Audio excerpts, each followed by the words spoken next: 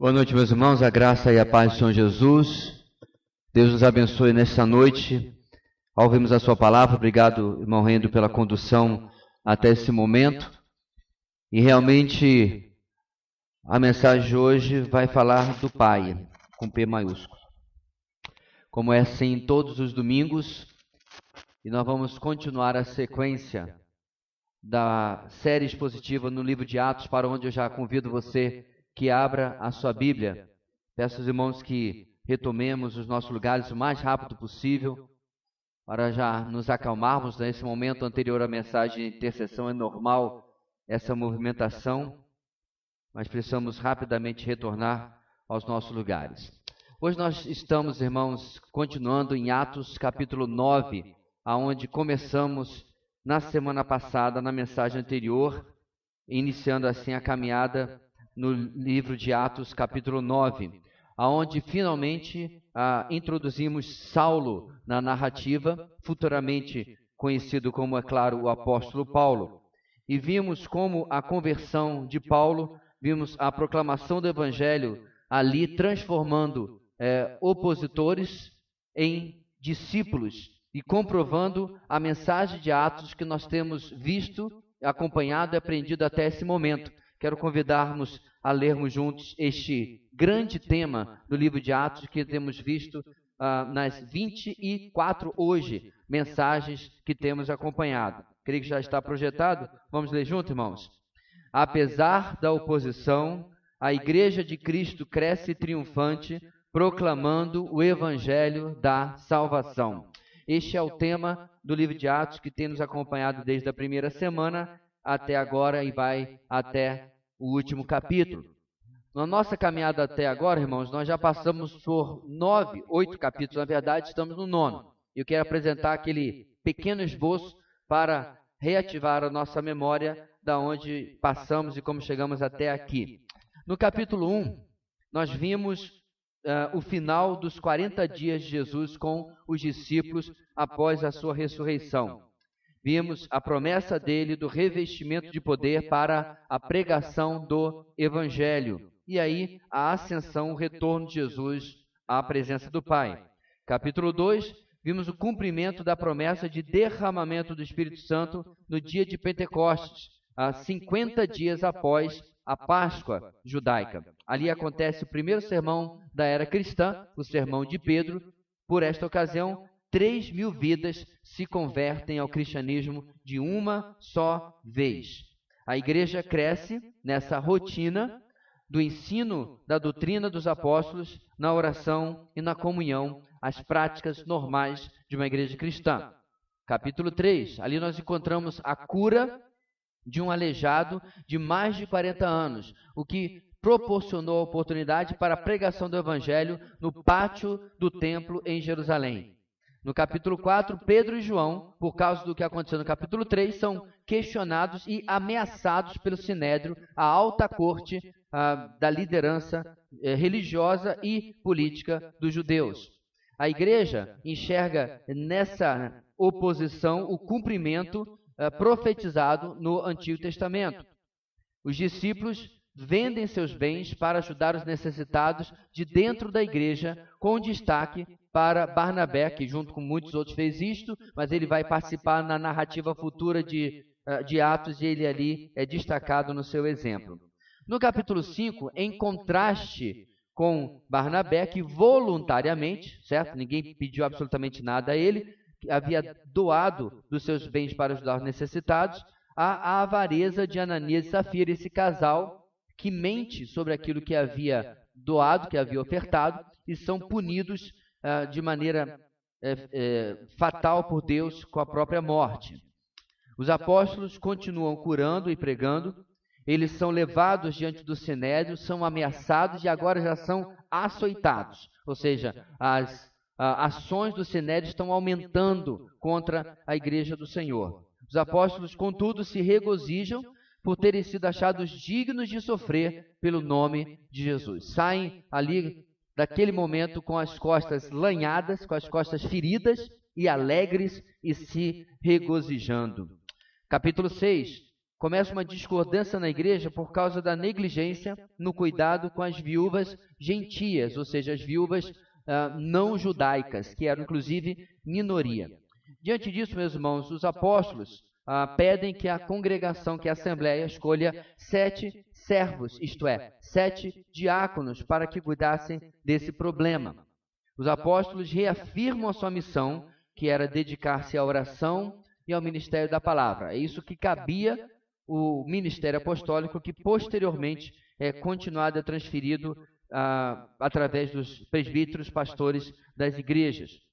Dentre esses 7 servos e 7 diáconos, há um jovem chamado Estevão.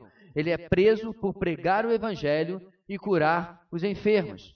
E aí no capítulo 7, meus irmãos, ele é levado novamente, sempre ele, diante do Sinédrio, e mesmo diante de uma defesa fenomenal, ele é apedrejado, certo? Apenas porque estava pregando sobre Jesus. E aí aparece pela primeira vez a pessoa de Saulo. Ele é a testemunha principal do apedrejamento de Estevão e parece que está coordenando, permitindo que aquilo está acontecendo, encarregado pelo Sinédrio. No capítulo 8, se inicia uma perseguição à igreja por causa da morte de Estevão. Todos fogem de Jerusalém, com exceção dos apóstolos. Com essa diáspora, com esse espalhamento, com as pessoas saindo de Jerusalém, irmãos, é claro, os cristãos, surge Filipe, que estava lá na lista dos diáconos também, junto com Estevão. Ele também é um evangelista e começa a pregar em Samaria, que é a província ao norte da província da Judéia. Judéia só de judeus, Samaria, uma província de um povo mestiço, de um povo misturado. Há um embate entre Filipe, Pedro e João, com um falso convertido, Simão o Mago. Filipe é ordenado por um anjo a sair do trabalho que estava começando em Samaria e a seguir por uma estrada deserta. Nessa estrada deserta, ele leva à conversão e ao batismo a um eunuco, um alto oficial da rainha da Etiópia. Como nós vimos até agora, irmãos, o progresso da igreja, o progresso do evangelho, apesar da oposição, comprovando o tema do livro que vimos até agora. E aí chegamos ao capítulo 9.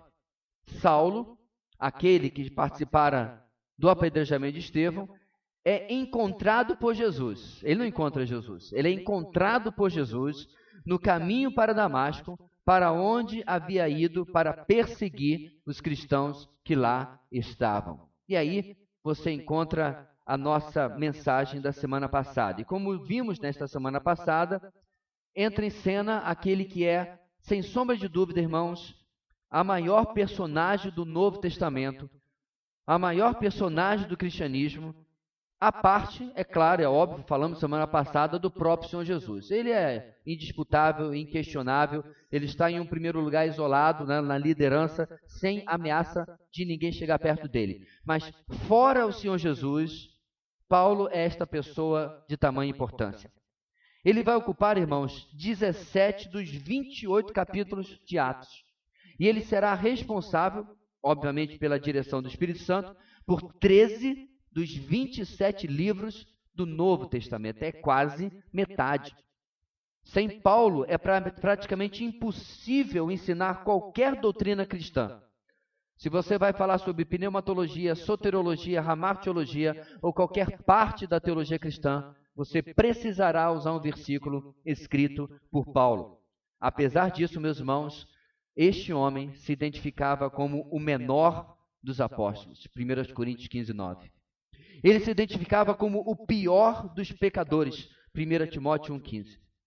Mas, antes de tudo isso, e antes de qualquer realização, ele ainda era Saulo, esse que se converte no caminho para Damasco. Esse nome de Saulo, meus irmãos, é apenas uma adaptação, certo? Grega do nome do primeiro rei de Israel, Saul. E ele fala sobre a sua pessoa, Saulo falando da sua pessoa, isso está em Filipenses 3, 5 e 6.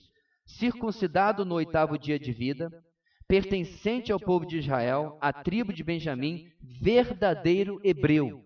Quanto à lei, fariseu. Quanto ao zelo, perseguidor da igreja. Quanto à justiça que há na lei, irrepreensível. Como eu falei semana passada, meus irmãos, ele não estava aqui se gabando do seu currículo, mas dizendo que, aos olhos dos homens, todos têm motivo para dizer, eu quero ser como Saulo. Aos olhos dos homens, especialmente, é claro, judeus, que valorizam a religiosidade judaica, qualquer um diria, eu quero ser como aquele jovem. Até por causa das oportunidades que ele teve. Saulo, ele mesmo explicou em outro texto, foi educado aos pés de Gamaliel, o rabino, o mestre da lei mais importante da sua época, aquele que era chamado, nós vimos meses atrás já, né? A beleza da lei. Tamanho o seu conhecimento. Portanto, é neste cenário, meus irmãos, que se encontra este homem. Um homem que construiu toda a sua vida sobre esta perspectiva. Que construiu todos os seus sonhos, todos os seus planos.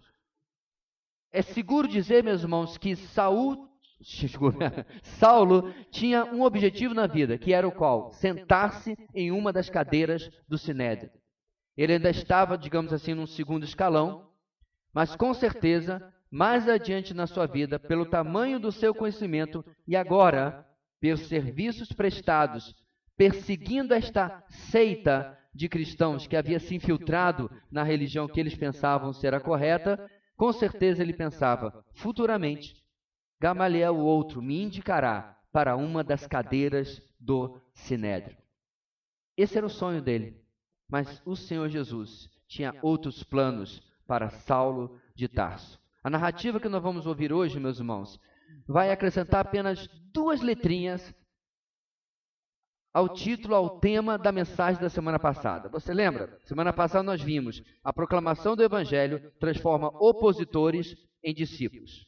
Hoje, vamos ver que a proclamação do Evangelho transforma opositores em co-discípulos. Hoje nós vamos nos focar, meus irmãos, no relacionamento já convertido Saulo com os seus novos irmãos. Ele, de uma hora para outra, no caminho de 200 quilômetros e pouco de Jerusalém a Damasco, ele abandona a sua antiga irmandade e agora ele tem uma nova irmandade. Ele abandona os antigos discípulos de Moisés com os quais ele andava e agora ele passa a ser um discípulo de Jesus, aquele a quem ele perseguia, tal como Jesus, inclusive, fala para ele na visão do caminho para Damasco. E nós vamos caminhar, meus irmãos, em Atos capítulo 9, de 10 a 19, e ver o opositor se transformar em um codiscípulo daqueles a quem ele perseguia. Vamos lá, meus irmãos, quero convidá-los a lermos em uma só voz, versículos 10, 11 e 12, dá uma olhadinha ao redor, ver se alguém precisa que você compartilhe a sua Bíblia com ele ou com ela, para que todos nós possamos participar da leitura. Versículos 10 a 12 diz assim a palavra do Senhor.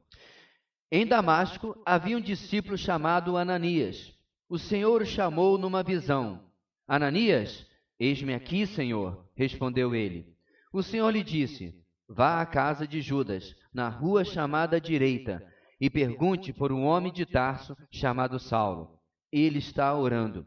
Numa visão, viu um homem chamado Ananias chegar e impor-lhe as mãos para que voltasse a ver.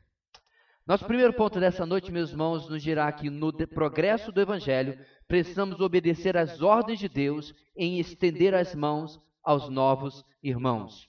No progresso do Evangelho, precisamos obedecer às ordens de Deus em estender as mãos aos novos irmãos.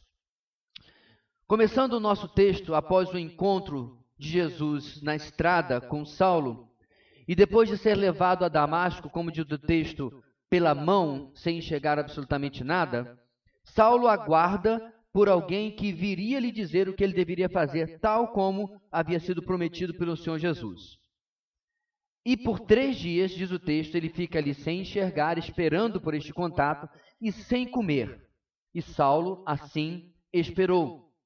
Saulo teve ali o seu, digamos, seu retiro pessoal.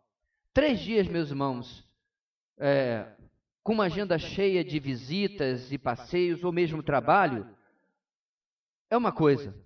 3 dias de uma agenda completamente vazia, sem absolutamente nada para fazer, porque você está cego e não era cego antes, e você não tem absolutamente outra coisa a fazer a não ser pensar, com certeza, Saulo pensou muito na sua vida. Repassou as últimas décadas, a dedicação que ele havia tido para decorar a Torá, a lei mosaica, a dedicação que ele havia tido para aprender o método judaico de perguntas e respostas e debates para discutir teologia, a dedicação que ele teve aos pés de Gamaliel, 3 dias pensando na vida que havia ficado de uma hora para outra sem sentido algum. Porque tudo aquilo que ele havia dedicado não fazia agora mais sentido algum para Saulo de Tarso. Finalmente, o verso 10 nos apresenta Ananias, um discípulo de Jesus, sobre quem não havíamos ouvido ainda nada e sobre quem não ouviremos mais absolutamente nada depois desse texto. Ele vai aparecer agora e depois desaparecer na história, com certeza continuará sendo uma bênção, mas ele não é o foco aqui. Seu nome, contudo, significa o Senhor é gracioso. Então, portanto, se você está grávida e é menino, aí está um nome que pelo menos o significado é bonito. Ananias, o Senhor é gracioso. O Senhor Jesus o chama e ele prontamente responde. Certamente, meus irmãos, uma experiência incomum e que, por si só, já deve deixar Ananias, ou deve ter deixado Ananias sem saber o que fazer, o que falar. Então ele apenas e resumidamente responde, eis-me aqui, Senhor. Eu quero deixar claro, meus irmãos, que a igreja primitiva, e a gente às vezes tem isso na cabeça, não vivia dizendo, ei, falei com Jesus hoje, eu falei ontem, eu falei semana passada. Isto era uma experiência raríssima, se não extremamente incomum também. Então, quando acontece com Ananias, ele é pego de surpresa. Há aqui um acontecimento especialíssimo, particular, peculiar, e a resposta dele é limitada apenas a dizer, eis-me aqui, Senhor. Hoje mesmo, meus irmãos, que não seja de uma forma audível, como Ananias experimentou, eu queria fazer uma pergunta. Como você pode ouvir a minha voz hoje? O Senhor também está chamando dia após dia os seus discípulos, a mim e a você, para obedecer às suas ordens. Quando nós lemos a palavra, meus irmãos, o Senhor está literalmente falando conosco. Não há nenhuma diferença da experiência que Ananias está passando aqui no versículo 10, da experiência que você teve hoje, por exemplo, no seu devocional, ou agora há pouco, quando nós em coro líamos a palavra de Deus. É sempre importante em um mundo tão iluminado pela razão e que tenta paulatinamente, inclusive, infelizmente, alguns que se dizem cristãos, colocar este livro cada vez mais para escanteio. É importante a cada dia nós reafirmarmos, irmãos, a centralidade da pregação da palavra no culto cristão e na vida cristã. Não há verdadeiro cristão sem a palavra de Deus. Pode ser bem intencionado, pode ser até muito sincero, pode ser até a pessoa que se emociona com coisas bonitinhas que vê por aí, mas sem a instrução da palavra não há verdadeira fé. Diria o apóstolo Paulo futuramente, a fé vem pelo ouvir e ouvir a mensagem de Cristo. Ou seja, não há como saber ouvir a voz do Senhor, deixar de ouvir a voz do Senhor sem responder a contento. O nosso Senhor ordena a todo momento, assim como Ele está ordenando e chamando a Ananias aqui, e resta-nos apenas, irmãos, também obedecer a todo momento. Então, quando você está lá fazendo o seu devocional, meus irmãos, não é um exercício de religiosidade, não é para preencher, não é para não passar feio, né, quando você estiver lá no seu grupo de vida, não fiz o devocional essa semana, mas é para que você tenha uma oportunidade no seu dia, uma ferramenta no seu dia, em que você para do ruído, do barulho da nossa vida moderna em especial, o barulho dos celulares e dos e-mails e das tantas distrações, e eu e você possamos ouvir a voz do nosso Deus. Eu recomendo que, se você perceber algum membro da sua família, em algum momento entrou no quarto, entrou ali no escritório, foi ao quintal, e o membro da sua família está com a Bíblia aberta, com o devocional ou não, e está tendo um tempo com Deus, se ausente, não se meta no diálogo dos outros. Tem gente conversando. Eu aprendi com a minha mãe que, com 2 pessoas estão conversando, eu fico do lado esperando a oportunidade. Há um diálogo acontecendo ali, pela oração e pela palavra. E a gente precisa, irmãos, valorizar esse tempo nosso e na vida dos outros também. Mas voltando para o nosso personagem, o nosso irmão que entra aqui, Ananias nada sabia da situação de Saulo. Ele não sabia o que havia acontecido no caminho para Damasco. Ele estava até esse momento completamente ignorante da situação do seu novo irmão na fé. Contudo, o Senhor sabia, e parte de Jesus, principalmente, ajudar a Saulo. Ananias será trazido para essa ajuda, mas a iniciativa de ajudar é do Senhor da igreja. Da mesma forma, meus irmãos, quando há pessoas no nosso meio, como diz o nosso título deste ponto, novos irmãos, ou até velhos irmãos, que precisam, a primeira pessoa a saber disso já é o nosso Deus. Portanto, queridos, quando eu oro, Senhor, usa-me, essas orações assim um tanto quanto genéricas e às vezes até beirando a hipocrisia, né? Até a gente canta, né? Usa-me, né? Aí o Senhor fala assim, fulano, como falou com Ananias, vai na casa do meu filho que está passando um problema sério, para orar com ele, para ajudá-lo e tal. Ah, Senhor, não é meu ministério, não é minha vocação, não é muito meu estilo, eu sou mais de bastidores, ou qualquer uma dessas desculpas esfarrapadas que muitas vezes nós falamos. Porque mesmo, meus irmãos, que Deus não vai falar audivelmente o meu nome, esse é o propósito do contato com a palavra de Deus. É para que eu perceba como eu posso obedecer a Deus, mudar em santidade, mas também estender aquela minha ação até a vida do meu irmão, da minha irmã, neste caso aqui, um novo convertido. E as ordens que o Senhor dá a Ananias no versos 11 e 12 são bem claras e bem específicas. Ele deveria ir à casa de um homem chamado Judas, certo? Outro personagem sobre quem nós não sabemos absolutamente nada. Judas é um nome extremamente comum nesta época, no primeiro século, certo? Tem o Judas Iscariotes, o traidor, Judas Tadeu, Judas, o meio-irmão de Jesus, e esse outro Judas aqui, sobre quem não sabemos nada. Ele mora numa rua chamada Direita. A ideia aqui não é direita à esquerda, mas uma rua que está direita, que é reta, que não sabemos que é apenas o nome ou se realmente é uma característica da rua.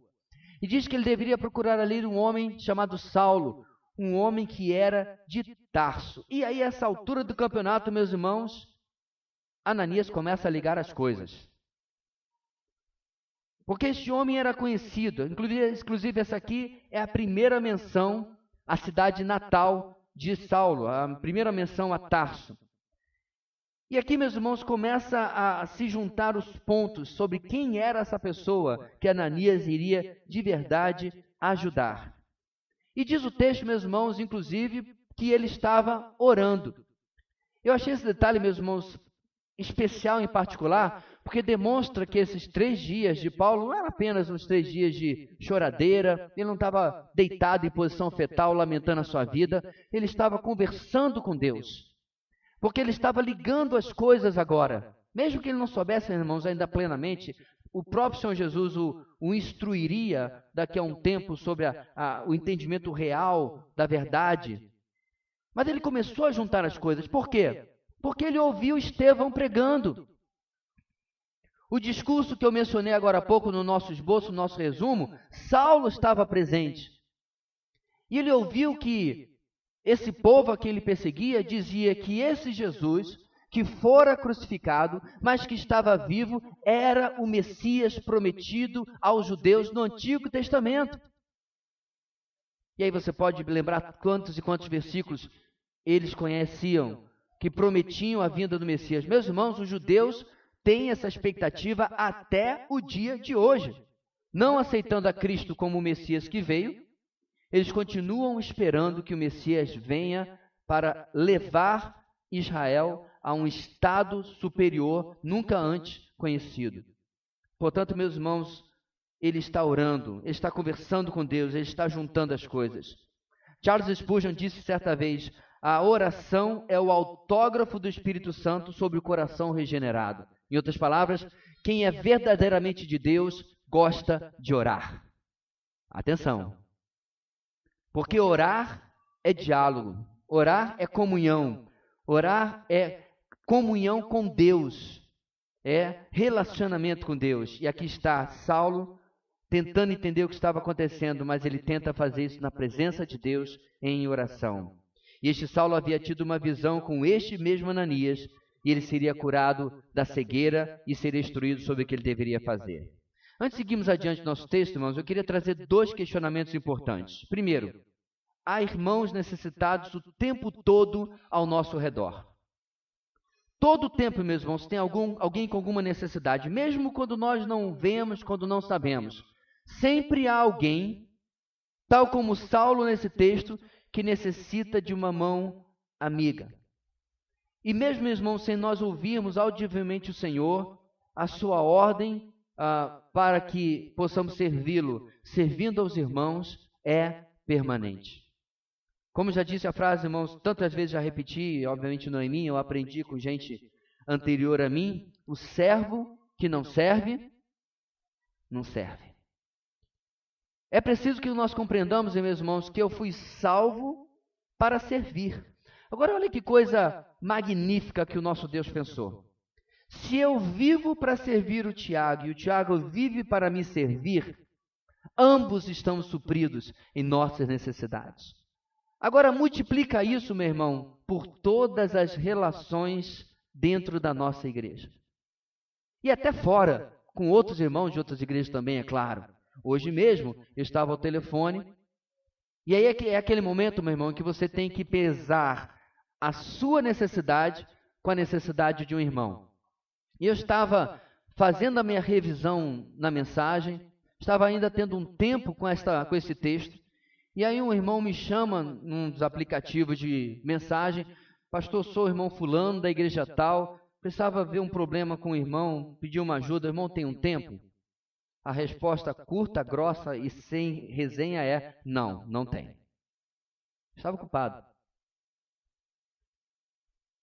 Mas eu disse: meu irmão, não tenho muito, mas posso lhe dar um pouco de atenção. E isso foram quase 30 minutos do meu tempo, dos quais eu não me arrependo, meus irmãos. Fomos chamados para servir. É muito mesquinho de minha parte achar que aqueles 30 minutos agora estão de alguma maneira atrapalhando. Eu já ia pregar mal mesmo, como eu ia pregando agora. O ponto não é esse, meus irmãos. Nós estamos sempre achando que a minha necessidade é maior do que o do outro. No meu caso, que a minha necessidade ali de ter o meu tempo exclusivo e não ser interrompido era mais importante do que o tempo que eu poderia dar para o irmão em Cristo que está passando uma situação difícil, que precisava de uma orientação, que precisava de uma ajuda. Assim, meus irmãos, há pessoas necessitando o tempo todo. Olha ao redor.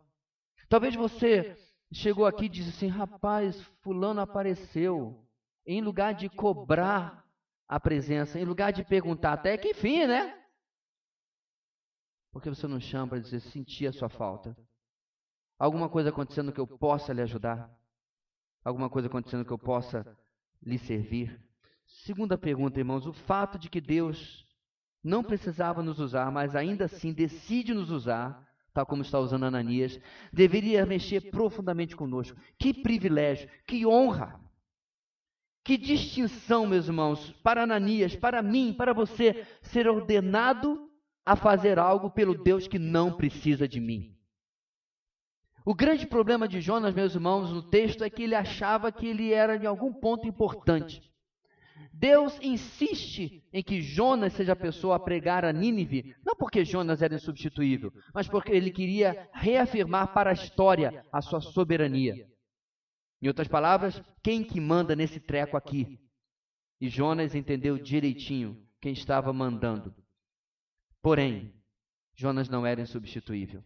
Portanto, meus irmãos, quando Deus abre os meus olhos, chama minha atenção para a necessidade de um irmão em Cristo. Neste caso, até mesmo de um novo irmão em Cristo. Que privilégio é servir a ele ou a ela, com aquilo, meus irmãos, que Deus já tem me dado durante todo esse tempo. Porque se eu começasse aqui a fazer uma lista das pessoas a quem eu deveria agradecer pelo investimento na minha vida, eu teria que deixar a mensagem de lado e ocupar vocês até altas horas da noite. Estamos onde estamos, porque estamos sobre os ombros de gigantes. Pessoas, irmãos em Cristo, que antes de nós nos levaram ao conhecimento daquilo que precisávamos. E aí, diante dessa explicação, o texto vai continuar. Vai haver uma resposta de Ananias à ordem de Jesus. Eu quero convidar você a lermos o versículo 13 até o versículo 16. Sua Bíblia, eu creio que já estava aberta. Diz assim a palavra do Senhor, todos juntos. Respondeu Ananias: Senhor, tenho ouvido muita coisa a respeito desse homem e de todo o mal que ele tem feito aos teus santos em Jerusalém. Ele chegou aqui com a autorização dos chefes dos sacerdotes para prender todos os que invocam o teu nome. Mas o Senhor disse a Ananias: Vá, este homem é meu instrumento escolhido para levar o meu nome perante os gentios e seus reis e perante o povo de Israel. Mostrarei a ele o quanto deve sofrer pelo meu nome. No progresso do Evangelho, precisamos crer nas promessas de Deus de transformação nos novos irmãos. No progresso do Evangelho, precisamos crer nas promessas de Deus de transformação nos novos irmãos. Não será que vale a pena nos envolvermos com um pecador ou com pecadores recém-convertidos? Eles podem ter um histórico, eles podem ter uma folha corrida, eles podem ter uma vida difícil de lidar. Eles podem, por exemplo, ser perseguidores e assassinos da igreja. Improvável, mas é o caso do que está acontecendo aqui. Mas se não for, irmãos, uma dificuldade, algo tão radical assim, pelo menos eles podem ser mulherengos. Elas podem ser mulheres amargas e reclamonas. Eles podem ser fofoqueiros, criadores de caso, murmuradores, enfim, pecadores. As pessoas para quem o Senhor nos convida, nos desafia, nos ordena a estender as mãos, vêm com bagagem. Agora adivinha só, tal e qual eu e você. Paulo, escrevendo aos Tessalonicenses, diz que o reino, ou no reino de Deus não vão entrar, e ele fala os adúlteros, os ladrões, os mentirosos, etc, etc, etc. E aí depois, porque com certeza corria o risco dos Tessalonicenses se acharem, né? Tais fostes alguns de vocês. Essa é a continuação do texto.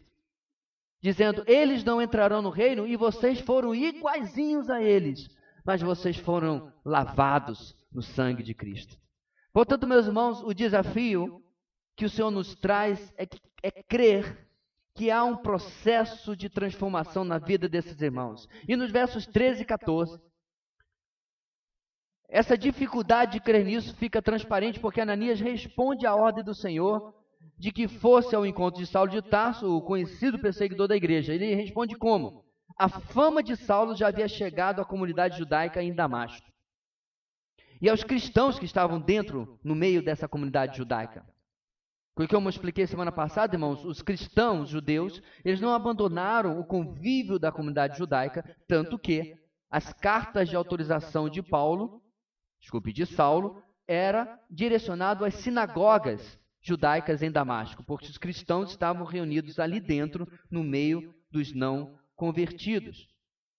E certamente, irmãos, havia cristãos em Damasco que haviam fugido exatamente de Jerusalém e Saulo havia ido no encalço deles. Ananias completa aquilo que nós já sabemos. Saulo havia vindo a Damasco com autorização do Sinédrio, diz o texto, para prender todos os que invocam o teu nome. Respondeu ele a Jesus. Então, se você olhar, meus irmãos, a explicação de Ananias, ela parece plausível. Não parece uma coisa infundada. Afinal de contas, ninguém tem desejo de morte, né?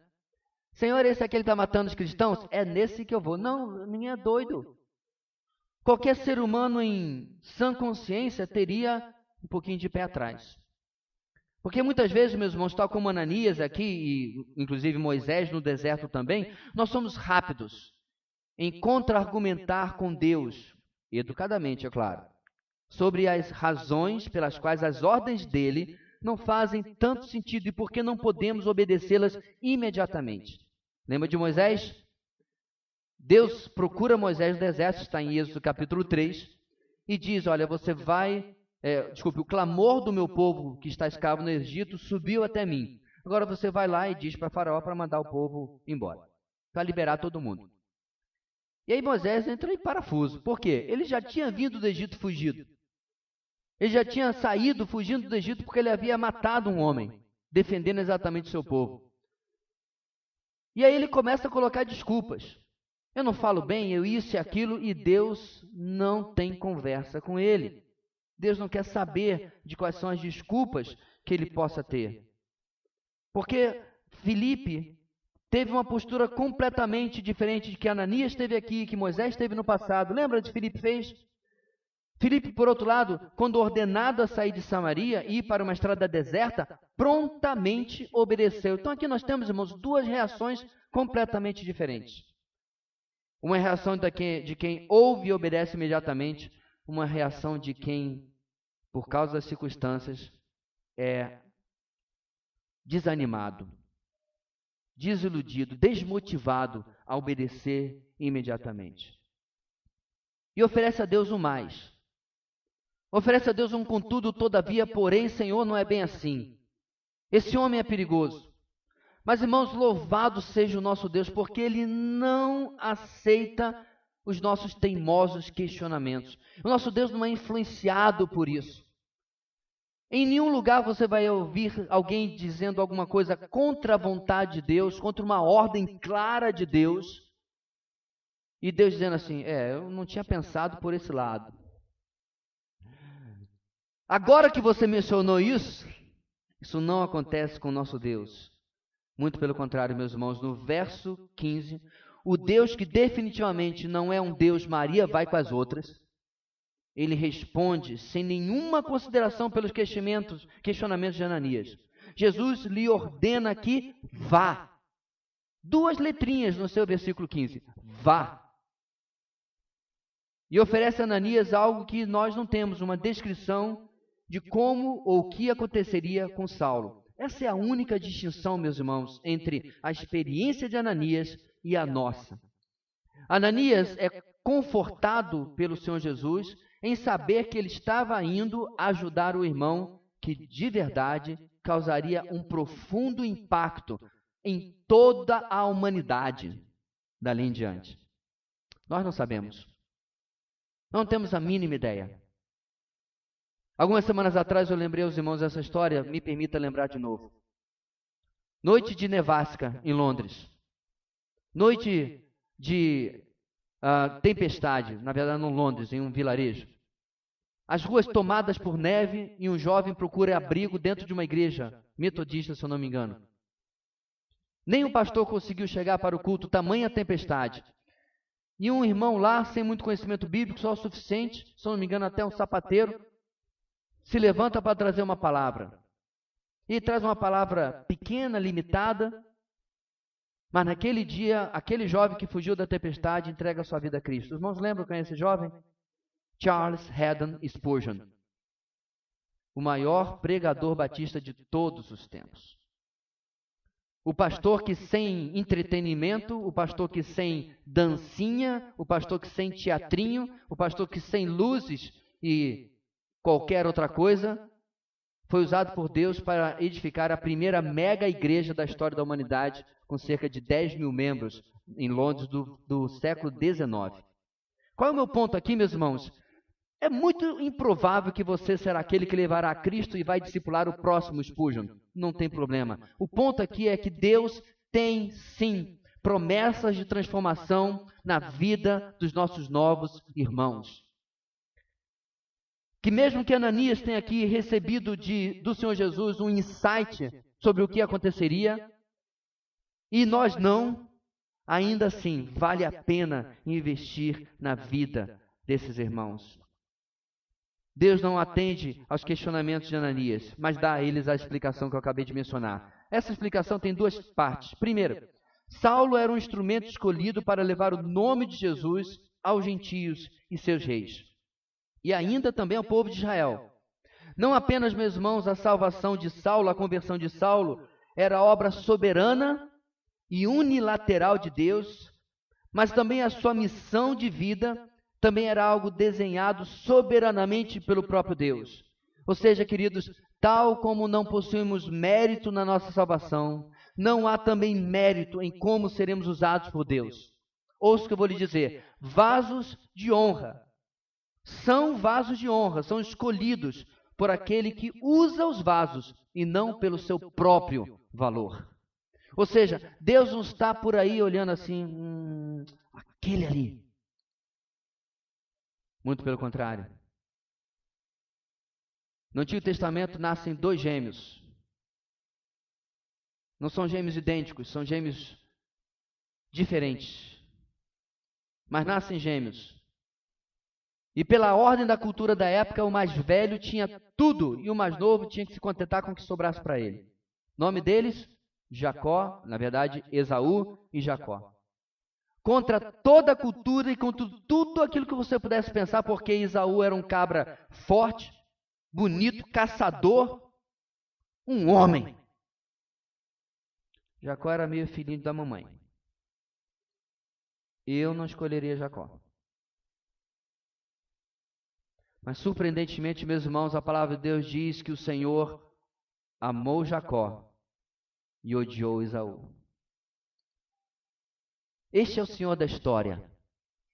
Então, se por acaso, meu querido irmão, por tudo que é mais sagrado debaixo do céu e da terra, se você ainda acha que há algum mérito em você estar aqui esta noite, ou se quer algum mérito de você estar dentro do reino de Deus, se você quiser se ajoelhar devagarinho, bem sem chamar atenção e pedir perdão a Deus, faça. Faça. Porque Deus não está chamando Saulo, meus irmãos, por causa do seu impressionante currículo. E ele realmente tinha. Dupla cidadania, 7 idiomas. Um homem influente. E um homem que só a sua conversão, com certeza, já incomodou a consciência de muita gente dentro do povo de Israel. Não foi por isso.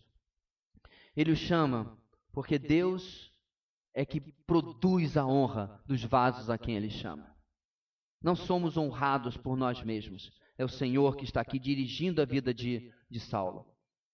Mas uma segunda característica do que vai acontecer com ele, no verso 16, ele iria sofrer pelo nome de Jesus. E durante o livro de Atos, meus irmãos, é só o que nós temos a narrativa, Saulo e depois Paulo, quando mudasse o nome, seria açoitado, apedrejado, encarcerado, caluniado e perseguido por causa do nome de Jesus. Tornando com certeza, meus irmãos, ele participante das bem-aventuranças, ou da bem-aventurança que está em Mateus 5, 11 e 12. Lá o Senhor Jesus diz: bem-aventurados serão vocês quando, por minha causa, os insultarem, os perseguirem e levantarem todo tipo de calúnia contra vocês. Alegrem-se. Lembra dos irmãos lá no texto lá anterior? Alegrem-se e regozijem-se, porque grande é a sua recompensa nos céus, pois da mesma forma perseguiram os profetas que viveram antes de vocês. Diante das afirmações do Senhor, tal como nós vamos ver na sequência do texto, os questionamentos, as desculpas de Ananias caem por terra e ele vai obedecer, crendo nas promessas de Deus de transformação na vida daquele novo irmão. Meu querido, quem tem um pouquinho de caminhada e já trabalhou na vida de algumas pessoas, que privilégio enorme é ver aquele irmão vindo ao conhecimento de Cristo, sem conhecimento bíblico quase nenhum. E o tempo vai passando, vendo ele devorar a palavra de Deus, ler ótimos livros cristãos, começar a ele mesmo formular seus pensamentos espirituais. Alguém que viu isso de perto foi Barnabé, que nós falamos agora há pouco. Daqui a pouco ele volta à narrativa. E Barnabé era um homem conhecedor da palavra. E ele vai tomar sobre os seus braços exatamente a Saulo de Tarso. Com o passar do tempo, meus irmãos, Barnabé teve o privilégio de ver aquele que era o seu discípulo, ou alguém a que ele ensinava, seu aluno, se tornar melhor do que ele próprio. Que enorme privilégio. E assim, meus irmãos, investir na vida das pessoas é uma ordenança, um mandato claro do Senhor, crendo que Ele está agindo. Agora deixa eu dizer para vocês, ninguém realmente gosta de cuidar de recém-nascidos. Papai e mamãe, não sejamos hipócritas, eles são trabalhosos, barulhentos e fazem muita sujeira. Até que a coisa comece a ficar sólida, a sujeira é indescritível. Cuidar de recém-nascidos não é fácil, mas assim nós também já fomos um dia. E eu não me refiro a recém-nascido na idade física. Já fomos recém-nascidos espiritualmente falando também. Precisamos, irmãos, não apenas levar o Evangelho, mas crer que o Deus que salva ainda não completou a obra na vida daquele nosso irmão, tal como também não terminou na nossa vida. Servimos porque um dia também serviram a nós. Servimos porque um dia também se colocaram para nos abençoar. E assim devemos fazer com a vida dos irmãos que chegam depois de nós. Podemos, irmãos, não ter as mesmas minúcias e detalhes que Ananias tinha sobre o que ia acontecer com aquele a quem agora ele iria servir. Mas temos várias promessas da palavra de Deus que se aplicam a nós e a qualquer irmão a quem vamos servir.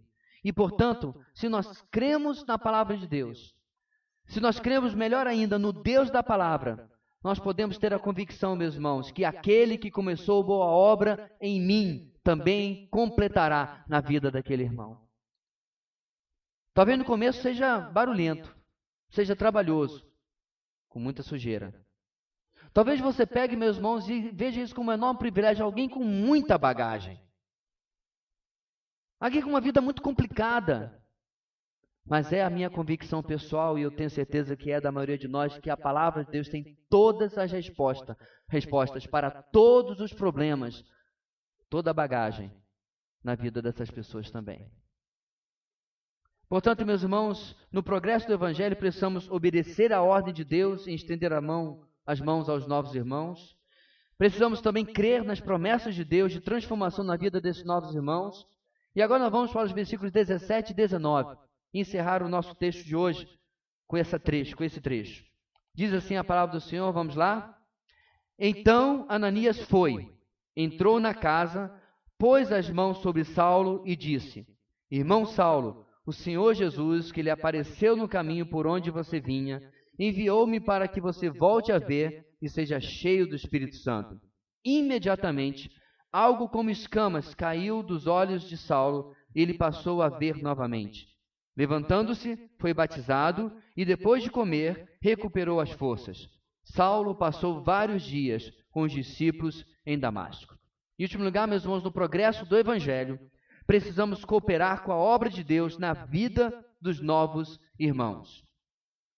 Precisamos cooperar com a obra de Deus na vida dos novos irmãos. Assim como nós lemos, irmãos, no verso 17, Ananias parte para a parte prática de crer nas promessas de Deus. Agora vamos agir segundo aquilo que dissemos crer. Crer de que esse novo irmão na fé realmente vai ser abençoado por Deus, trabalhado por Deus, e eu posso cooperar com o Senhor aqui. E ele de fato vai até Saulo, ele se identifica como o enviado por Jesus, como havia sido prometido, e para não deixar nenhuma dúvida, Ananias deixa de forma bem clara: aquele que lhe apareceu no caminho por onde você vinha, esse Jesus que eu estou aqui representando. E sua vinda até ali era para que ele voltasse a ver e fosse cheio do Espírito Santo, ou seja, estava bem claro o que Ananias havia ido fazer com Saulo. E as duas primeiras palavras, meus irmãos, de Ananias devem ter caído nos ouvidos de Saulo como um bálsamo, como um refrigério. Ananias se vira para ele, meus irmãos, é este homem, aquele homem que era com certeza um perigo aos olhos de muitos. Aquele homem que há pouco tempo era um risco para o próprio Ananias, que ele fosse preso por ele. E se vira para ele e diz: Saul Adelfé, irmão Saulo. A dimensão disso, meus irmãos, é imensa. Porque há pouco tempo atrás, se Saulo entrasse na casa de Ananias como perseguidor da igreja, e era comum os judeus tratarem-se como irmãos, e Ananias implorasse pela sua vida e da sua família: meu irmão, era provável que Saulo diria para ele: não, você não é meu irmão porque você é traidor do povo judeu.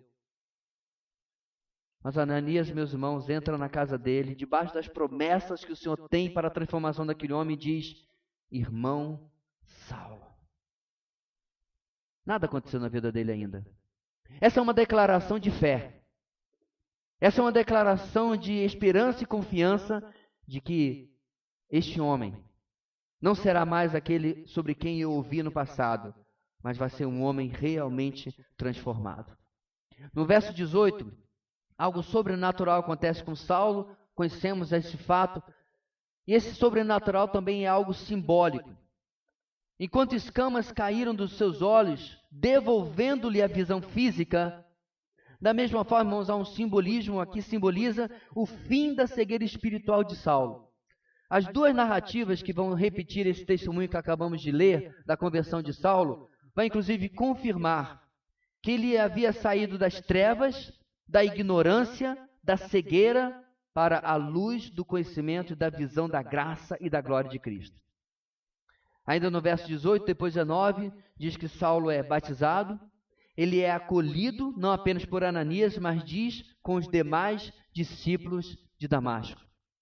Naquela época, meus irmãos, não tinha WhatsApp, não tinha celular, não tinha e-mail, não tinha nada disso. As notícias demoravam, não tinha nem telefone. Mas eu fico pensando, meus irmãos, o Sinédrio esfregando as mãos lá em Jerusalém. Essa altura, Saulo já deve ter prendido uns 50. Agora vamos acabar com essa raça. Saulo estava com os discípulos, comendo. Comendo é o que na cultura judaica, irmãos? Tendo comunhão. Como o brasileiro gosta de ter comunhão, né? Diga-se de passagem. Tendo comunhão, partindo o pão junto. E o Sinédrio lá em Jerusalém achando que ele estava apenas colecionando as fileiras e fileiras de presos dentro dos cristãos. Ananias, meus irmãos, não era pastor, não era presbítero. Na verdade, ele não era nem diácono. Ele era apenas um irmão comum. Tanto quanto os discípulos do final do nosso texto, que não tem nem nome, não são identificados, eram apenas isso, discípulos. E são esses que Deus usa para acolher e cuidar daquele que causaria o maior impacto no cristianismo ao longo dos séculos. Lá em Jerusalém, meus irmãos, ele era Saulo, o fariseu. Eu não estou brincando, as pessoas literalmente paravam na rua e davam passagem. Ele era reverenciado, ele era admirado, ele era invejado. Aqui está ele com o povão. Aqui está ele com seus novos irmãos. Um codiscípulo, mais um, sendo acolhido por aqueles que não tinham título, aqueles que não tinham nome, aqueles que não tinham projeção. Meu irmão, minha irmã, você é um cristão acolhedor. Nessas redes sociais, esse deserto de ideias que muitas vezes ela se torna, de vez em quando alguém posta umas coisas e fazem perguntas absurdas, como, e aí coloca um camarada, por exemplo, com o rosto completamente coberto de tatuagens, 300 piercings por todos os lugares, e esses tipos de coisas bem diferentes, e perguntam, você me aceitaria em sua igreja? O camarada não aceitaria na casa dele, mas vem questionar os cristãos se aceitariam na sua igreja. Mas isso é outro assunto. Ou então perguntam se aceitariam alguém, um homossexual, por exemplo, travesti. A grande pergunta, meus irmãos, que eles fazem, a pergunta que eles fazem é provocativa, é uma pergunta para tentar desmerecer o cristianismo e tentar comprovar alguma maciça hipocrisia que eles acham que há em todas as igrejas. Sabe esse pessoal que conhece absolutamente todas as cidades, de todos os países, de todos os planetas? Daqui a pouco vai ter igreja, né, na colônia lunar. Conhece todo mundo. E para eles, a igreja é só uma grande massa de hipocrisia. Então, um pouco me importo com a pergunta desse pessoal, mas eu me importo conosco. Que não sejam exemplos quaisquer desses, irmãos, mas nós somos seletivos, por acaso, com quem chega na nossa família? Uma igreja de 100 e tantos membros, 200 pessoas nas famílias presentes. Nossas portas estão realmente abertas àqueles que chegam? Mas abertas para trazer para a comunhão, para trazer para o relacionamento. E veja bem, meus irmãos, o desafio do texto de hoje traz alguém que abraça Saulo de Tarso, aquele que assolava as igrejas. Mas o Senhor está nos desafiando a olhar para o exemplo do nosso texto e abrir a nossa vida, a nossa casa, a nossa igreja. Quando eu digo igreja, eu digo nós, e não um prédio, é claro. Para acolher aqueles que estão chegando. O grande problema, meus irmãos, é que algumas pessoas, elas são autoconvidantes. São mais extrovertidas. Chegam, você nem quer, mas já é seu amigo. Mas há pessoas que chegam, meus irmãos, e precisam ser trazidas. Eu não acho que Saulo chegou muito extrovertido com os discípulos de Damasco. Eu não acho que ele chegou dizendo assim, e aí pessoal, shalom. Estava numa roubada, mas agora está tudo bem. Estava cego, agora enxerguei de verdade. Bora aí, o que a gente vai fazer? Quando é o próximo mutirão? Não. Esse homem que antes era falante, versado, chegou caladinho. Sabe por quê, meus irmãos? Eu não sei se alguém aqui, obviamente não quero jogar peso sobre a sua vida, já tirou a vida de outra pessoa. Mesmo que fosse em cumprimento do seu dever. Eu conversei uma vez com um soldado. E ele falava que o pior de ter servido era fechar os olhos e ver, não chegava a uma dezena, as vidas que ele teve que tirar em combate. Cumprindo o seu dever, debaixo da autorização do seu país, mas fechava os seus olhos e via vidas que necessariamente não eram inocentes, eram combatentes do outro lado. Aqui está um homem que chega na comunidade da fé com uma tremenda de uma bagagem. Porque eu acredito, meus irmãos, que por muito tempo, se não por toda a sua vida, o nosso irmão Paulo, quando fechava os olhos, lembrava dos rostos inumeráveis que ele havia arrancado de suas casas e entregue para ser apedrejado, jogado às feras e assim por diante. As pessoas chegam, meus queridos, com as mais diversas bagagens. Tal como eu e você. Ninguém é uma tábula rasa. Ninguém é uma página em branco. Mas tal e qual, meus irmãos, eu sou muito grato a Deus pelos homens e mulheres que Ele levantou na minha vida para colocar o metiolate celestial, porque tem que arder. Curar tem que arder. Para colocar o metiolate celestial nas feridas com a palavra de Deus. E hoje não posso guardar isso egoisticamente para mim. Ananias foi um dia encontrado pelo Senhor. E apesar da sua relutância, ele obedece. E agora ele estende a mão para atender e para ajudar este seu opositor que foi transformado em um codiscípulo. Irmão na fé. Abençoa, cuida dos seus irmãos na fé. Vamos orar. Deus querido, ajuda-nos a ser uma comunidade acolhedora, que ama na prática, que se alegra com a ovelha que chega, mesmo estando ela maltrapilha, cheia de espinhos e carrapichos, porque assim também nós tivemos um dia. Chegamos, ó Deus, com as marcas, as feridas e as cicatrizes do mundo. Marcas que variaram, marcas que se distinguiram entre nós. Mas chegamos, ó Deus, precisando ser acolhido. Precisando que alguém acreditasse nas tuas promessas para nossas vidas.